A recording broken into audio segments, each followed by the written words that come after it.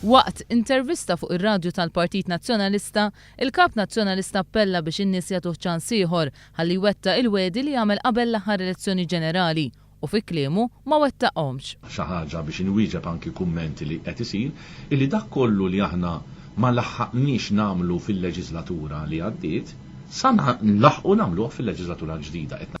Fost il-wedi li Lawrence Gonzi jisemmi li kien wieħdu stess 5 snin ilu u li ma twettqux, hemm il-liġi tal-koabitazzjoni li ilha mweda mill-1996, aktar minn 16 sena. Liġi oħra li twedet u ma twettqitx, jgħid Lawrence Gonzi, hija l-Whistleblower Act. Lawrence Gonzi jgħid li dawn il-liġijiet ma semmewx fil-programm elettorali tal-Partit Nazzjonalista għax mhumiex wedi ġodda.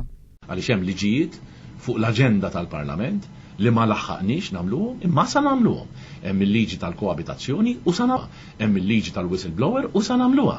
Il-fatti li mhux imsemmija speċifikament fil-programm elettorali għaliex aħna il-programm elettorali huma inizjattivi ġodda li qed nintroduċu imma dak li ma laħħaqniex nagħmlu fil-leġislatura li għaddiet isiru fil-leġislatura l-ġdida. Tkellem dwar il-weda tal-Partit Nazzjonalista li jraħħas il-kontijiet tad-dawl matul il-lejl biss. Lawrence Gonzi qal li din il-weda hija possibbli għaliex pajjiżna ser jixtri l-elettriku minn Sqallija u l-isqallin bħal kumplament tal-pajjiżi tal-Unjoni Ewropea ma jużawx ħafna dawl bil-lejl. Fis-sistema tal-Ewropa, fis-sistema Taljana u fis-sistema ta' Sqallija bil-lejl għandhom ħafna elettriku li jinħela.